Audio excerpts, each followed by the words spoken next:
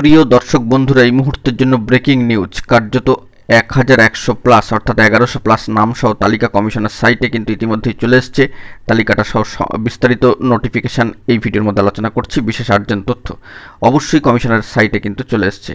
তো চলুন কথাবার্তা না বাড়িয়ে, কোনো ইন্ট্রো না দিয়ে আমরা মূল টপিকেই ফোকাস করি। বন্ধুরা দেখতে পাচ্ছেন, west Bengal central school service কমিশনের অফিসিয়াল ওয়েবসাইটে ইতিমধ্যে নোটিফিকেশন জারি হয়েছে। West Bengal regional school service commission south eastern region বারাসাতের ক্ষেত্রে এই মর্মে ডেডলাইন দেখুন 20/5/2025, বাদিকে উপরে রয়েছে মেমো নাম্বার। অবশ্যই অ্যাবসেন্ট ক্যান্ডিডেটদের ক্ষেত্রে রিভ্যালিডেটেড 2011 টেট সার্টিফিকেটটি বিতরণ করার ক্ষেত্রে অবশ্যই West Bengal regional school service commission south eastern region Barasat north 24 পরগনার ক্ষেত্রে যে সমস্ত প্রার্থীরা অ্যাবসেন্ট বা অনুপস্থিত ছিলেন তাদের নাম সহ তালিকার নোটিফিকেশান ইতিমধ্যেই কিন্তু চলে এসেছে এবং কী কী ডকুমেন্টস নিয়ে যেতে হবে অবশ্যই কিন্তু সবটা উল্লেখ করে দেওয়া রয়েছে। অবশ্যই কনসার্ন ওয়েবসাইটে গিয়ে বিষয়টিকে আপনারা খেয়াল করবেন এবং অবশ্যই এই ডিস্ট্রিবিউশন টাইম লাইনটাও কিন্তু দিয়ে দেওয়া হয়েছে সকাল 11টা থেকে বিকেল 4টে পর্যন্ত, অর্থাৎ 11 AM to 4 PM। নির্ধারিত যে সমস্ত ডকুমেন্টসগুলো বলে দেওয়া হয়েছে সেগুলো নিয়ে কিন্তু সাবমিশন করতে হবে।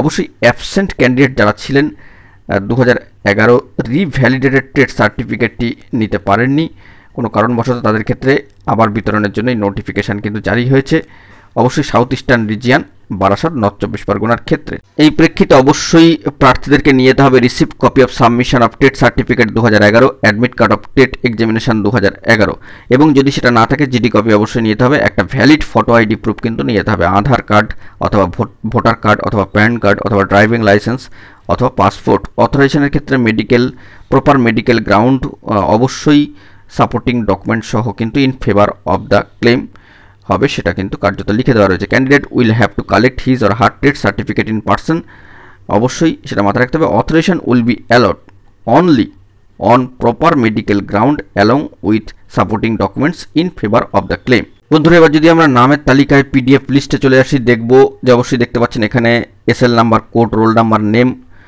ডেট অফ রিসিভিং বা রিসিভ ডেটটা রয়েছে।